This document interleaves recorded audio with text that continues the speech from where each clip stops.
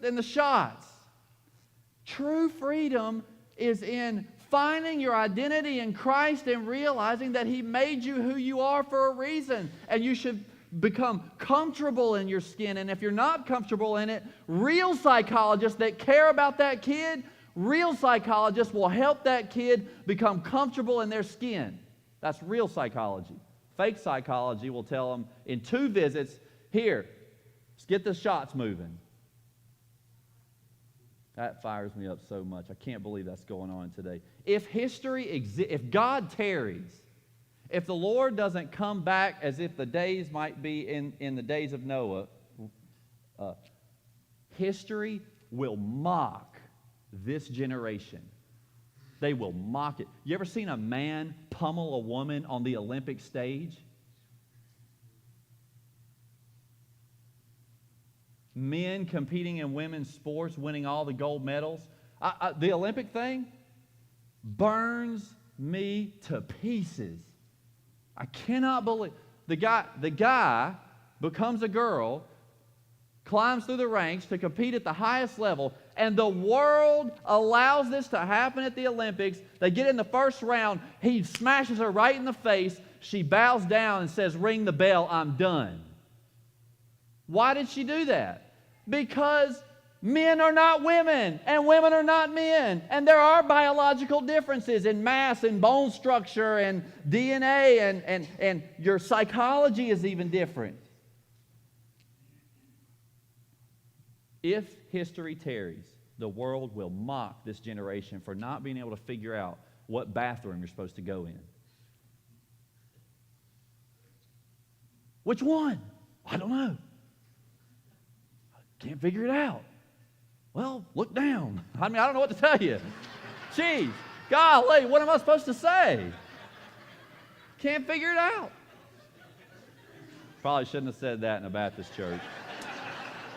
Could have said that in a non-denominational church. What are you supposed to say to that? That's crazy. That is mind-blowing. Yeah, that's right. 3 ways to prevent them from coming to. This is why I need sermon notes. See what I'm saying? Sermon notes. This is God's fault. He didn't let the printer print my sermon off. So we're going off the rails here for a minute. Attack on the marriage. Attack on manhood. Attack on femininity. This kind of started back maybe a little bit prior to my generation, but this is going to bleed into the fourth attack that is going on. So I have to start with feminism, and then we'll go to childlessness for a second. This started right before my generation. They told everybody you have to go to college to do anything valuable or you're a nobody. And I'll never forget, even in churches and stuff, you can kind of see how this echoed out into the graduation ceremonies where if you couldn't say what your career is going to be and your college and what your GPA is going to be, then you are not as cool as this other kid who got a full ride to Princeton for fill in the blank. You know, in other words, the kid gets the full ride to Princeton because of his academics, and he gets up there, and we announce that, and the whole church goes nuts. The next guy comes up, and I'll never forget. I've been a part of these graduation ceremonies now since 2004 in churches, and I'll never forget. The next guy comes up, and they're like, "Well, what are you going to do?" And he's like, well, right now I work at Sam's Car Wash." He's 18, you know. They put all that pressure on everybody to go to school. And matter of fact, there are some things you should go to school for, and you would have to advance in your thing. But what we found out was 50% of kids change their degree. 50% of graduates do not use their diploma.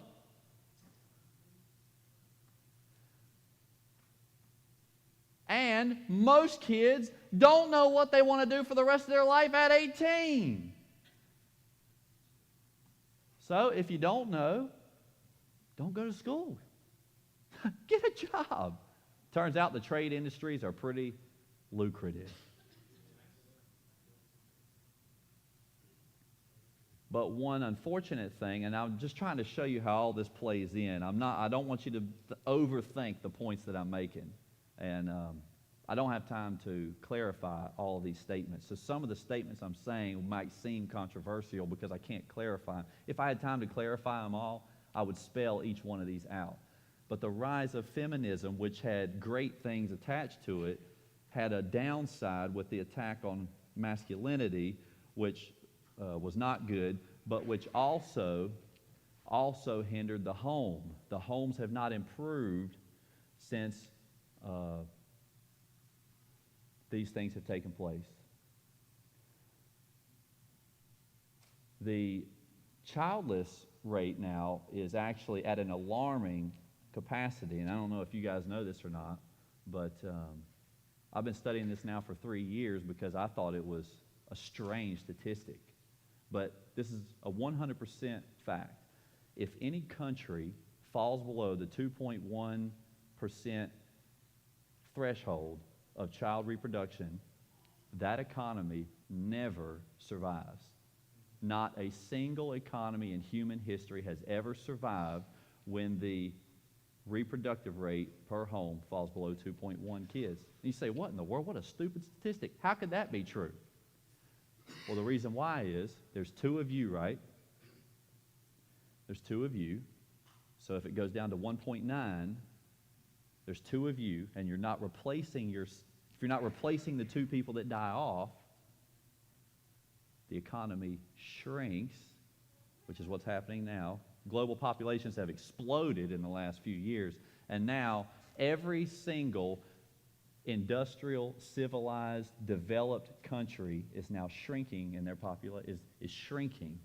And it's one of the reasons why, oh man, Josh, don't let me say what I'm going to say next.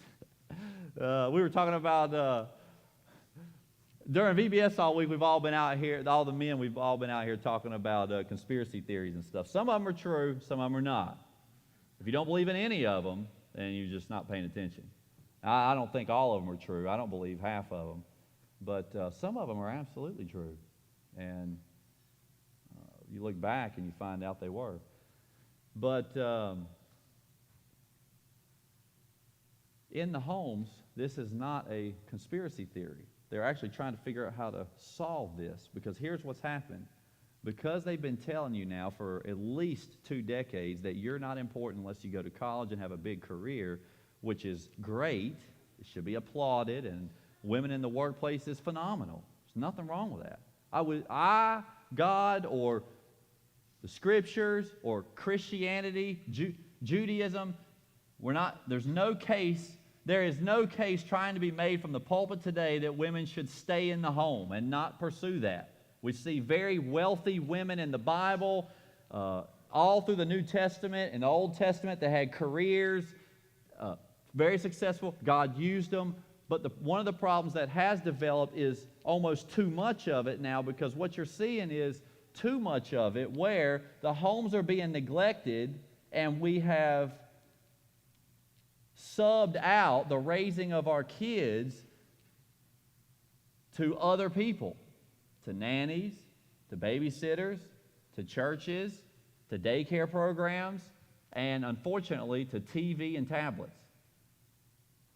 We've subbed out raising them to that, and the homes haven't improved, they've deproved.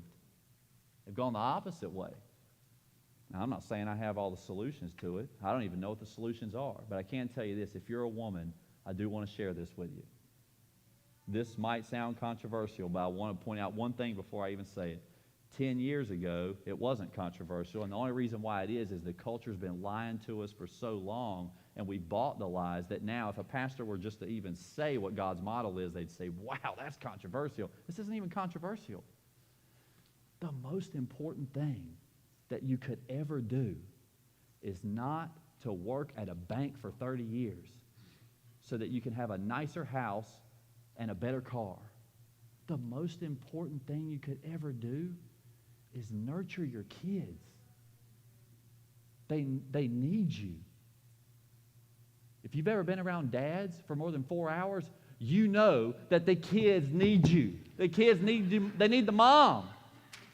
They need the mom. They need y'all. If me or Amber has to die, it's going to have to be me. You know, one of us got to go. This is why the courts grant the rights to the moms at a 90% capacity, because you have a mothering instinct that God gave you. This is biological. It's in your DNA, and men do not have it. I know you wish they did. It'd be great, but they don't have the mothering instinct. These are differences that we have. It's a fact. God made women, and you have certain cool things about you that are gifts to society. God made men, and you have certain characteristics that are unique to you that are gifts to society. And when you strip those away, it turns out the homes don't get better. They don't get better. I'm not saying you should quit your job. I absolutely am not saying you should quit your job to stay at home, or that men should tell their wives to do that. But what I am telling you is you shouldn't feel any undue pressure to go make $15 more an hour so that y'all can have a nice house. Who cares about the nice house? Who cares? You don't even like it. It takes more maintenance. You don't even like it. You got to clean it now. You don't even like it. It breaks all the time. Focus on what matters there. The childlessness thing carried over as a result of this, because it turns out it's actually really hard for women to have kids after 40. And all of y'all know that age. You all knew it. Everybody knows it. It's just a number everybody knows about. But I bet you didn't know this. In the research from the guy who's leading the data on worldwide population decline, in the data, he traveled to all of the developed countries, and he did research in the country to make sure that it wasn't being skewed. The guy leading the way, he's the one who popped all the data off for this, figured it all. He's discovered all the little predicaments that we're running into as a globe. Turns out that women actually struggle after 30. It's really hard. I hate to even talk about some of this stuff. But I want to help you. I really want to help you guys out. You've heard that the number was 40. The number's actually 30. After 30,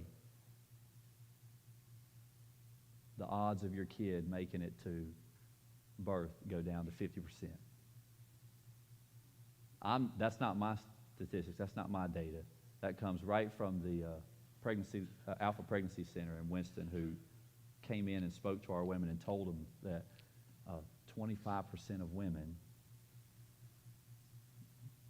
will have a miscarriage.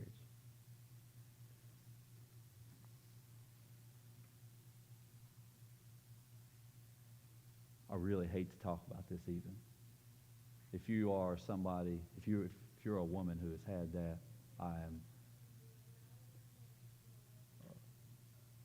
extremely humbled and sorry that you've had to go through that. I know some women that have had many. I cannot imagine. I cannot. And I'm not going to, you won't hear me stand up here and try to say that I understand. I do not. I hate that. The odds go down, down, down, down, down. And what the leading researcher has now titled this is called something really interesting: accidental childlessness. Accidental.